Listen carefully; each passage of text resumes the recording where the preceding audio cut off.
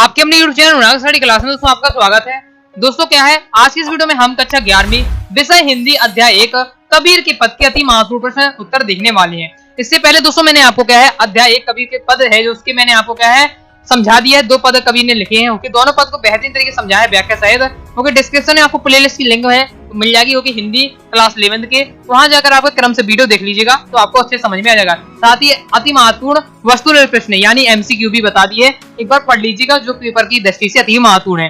तो चलिए हम देख लेते हैं महत्वपूर्ण प्रश्न उत्तर। ओके, पहला क्वेश्चन आता है, कबीर की दृष्टि में ईश्वर एक है, इसके समर्थन में उन्होंने क्या तर्क दिए हैं? तो अपन ने पहले ही पद में पूरा पढ़ा था, चलिए मैं आपको बता देता हूँ। तो कबीर कहते हैं कि क्या ईश्वर केवल क्या है एक ही है, तो इसके लिए उन्होंने क्या उदाहरण दिए हैं वो आपको बताना है। क्वेश्चन में ये पूछा जा रहा है, देख ले तो उत्तर आपको किस प्रकार से लिखना है।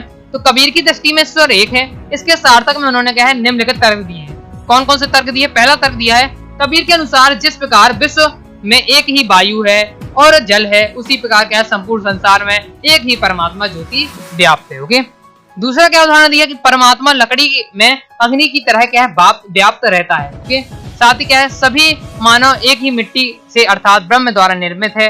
नेक्स्ट क्या दिया है, एक ही मिट्टी से सब बर्तन अर्थात सभी जीवों का निर्माण हुआ है। तो ये क्या है तर्क दिए कबीर ने, इसमें कि ईश्वर क्या है केवल एक ही है। ओके, इस प्रकार से क्वेश्चन नंबर 1 कंप्लीट हो जाता है। चलिए अपन देख लेते हैं क्वेश्चन नंबर 2, मानव शरीर का निर्माण किन पंच तत्वों से हुआ? बहुत ही ज्यादा इंपॉर्टेंट क्वेश्चन है, शॉर्ट में क्वेश्चन कई बार पूछा जा सकता है, अच्छे से याद रख लीजिएगा। ओके, तो क्या है मानव शरीर का निर्माण क्या है? अग्नि, वायु, जल, भू मतलब पृथ्वी और आकाश से हुआ है। ओके, चलिए नेक्स्ट क्वेश्चन देख लेते हैं।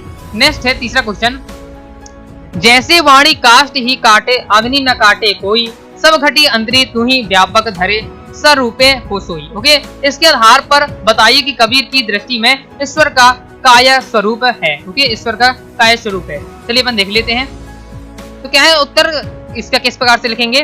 प्रस्तुत पंक्तियां ज्ञान मार्गी शाखा के प्रतिनिधि कवि कबीर के पद से ली गई है। ओके, इस प्रकार से आपको जरूर बताना, जब भी क्या आपको लाइनें दी जाए तो आपको ये लाइन जरूर लिखना है। ओके, कबीर की दृष्टि में क्या है ईश्वर का स्वरूप अविनाशी है, मतलब क्या है ईश्वर क्या है अविनाशी है, मतलब जिनका विनाश नहीं होने वाला है। साथ ही कबीर दास ने इन पंक्तियों को कहने का तात्पर्य है कि जिस प्रकार लकड़ी में अग्नि निवास करती है, ठीक उसी प्रकार क्या है परमात्मा सभी जीवों के हृदय में आत्मा स्वरूप में व्याप्त है। ईश्वर सर्वव्याप्त, अजर, अमर और अविनाशी है। बड़ाई लकड़ी को तो चीर सकता है परंतु उस लकड़ी में निहित आग को नष्ट नहीं कर सकता। वैसे ही मनुष्य का शरीर भले ही नश्वर है परंतु शरीर में व्याप्त आत्मा अर्थात परमात्मा अमर है। इस प्रकार प्रस्तुत पद में आत्मा को परमात्मा का अंश बताकर अद्वितीयवाद प्रतिपादन किया है। काष्ठ ही काटे शब्दों में क्या है अनुप्रास अलंकार है। ओके, इस प्रकार से आप समझ चुके होंगे, बहुत ही आसान लैंग्वेज आपको समझाया गया है। ओके, नेक्स्ट है, ये भी बहुत ज्यादा इंपॉर्टेंट है, क्या है कबीर ने अपने को दीवाना क्यों कहा है? ओके, शॉर्ट टाइप क्वेश्चन में पूछा जाता है, तो उत्तर किस प्रकार से आपको लिखना है। कबीर ने अपने को दीवाना कहते हैं या ओके क्योंकि उनके अनुसार ईश्वर निगुण, निराकार, अजय, अमर और अविनाशी है। उन्होंने इस परमात्मा का आत्म साक्षात्कार कर लिया है। अब वे राग, द्वेष, अहंकार और मोह माया से दूर होकर निर्भय हो चुके हैं, अतः ईश्वर के सच्चे भक्त होने के कारण क्या है दीवाने हैं। ओके, ये हो जाएगा। अब क्या है कबीर क्या है हम निर्भय हो चुके हैं, क्योंकि जो निर्भय हो जाता है वो दीवाना हो जाता है, तो इसलिए क्या कबीर ने क्या अपने को क्या है दीवाना कहा है। ओके, चलिए आगे देख लेते हैं।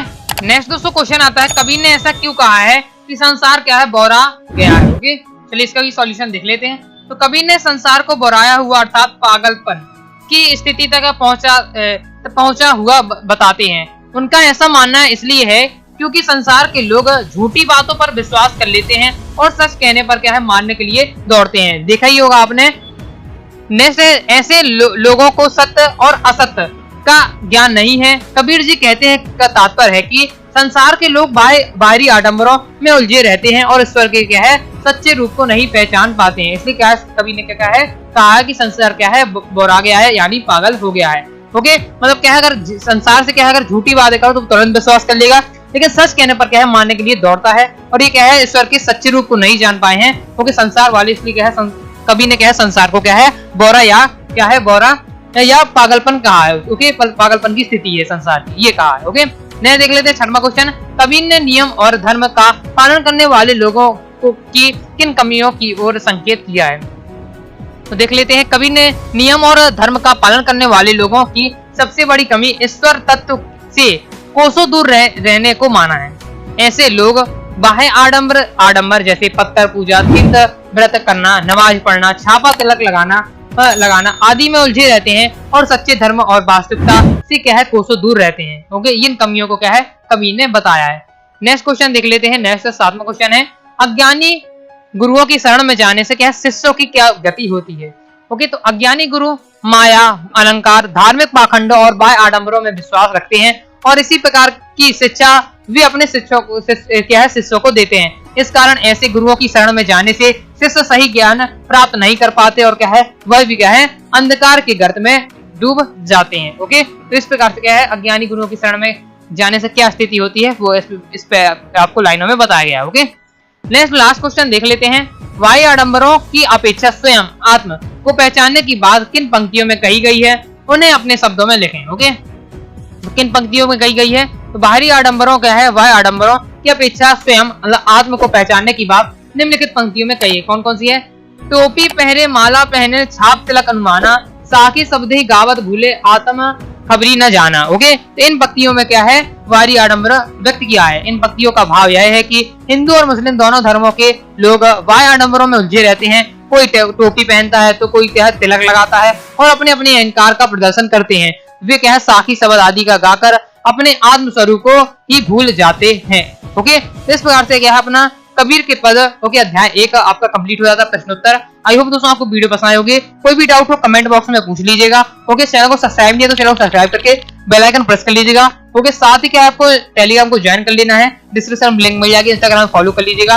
ओके, कोई भी डाउट हो तो आप मैसेज करके पूछ सकते हैं। ऐप को डाउनलोड कर लीजिएगा कोर्स वगैरह ज्वाइन करने के लिए। वेबसाइट में फ्री मटेरियल आपको प्रोवाइड हो जाएगा, नोट्स वगैरह वहां भी आप क्या है विजिट कर सकते हैं। ओके, तो मिलते हैं नेक्स्ट वीडियो में, तब तक के लिए बाय बाय।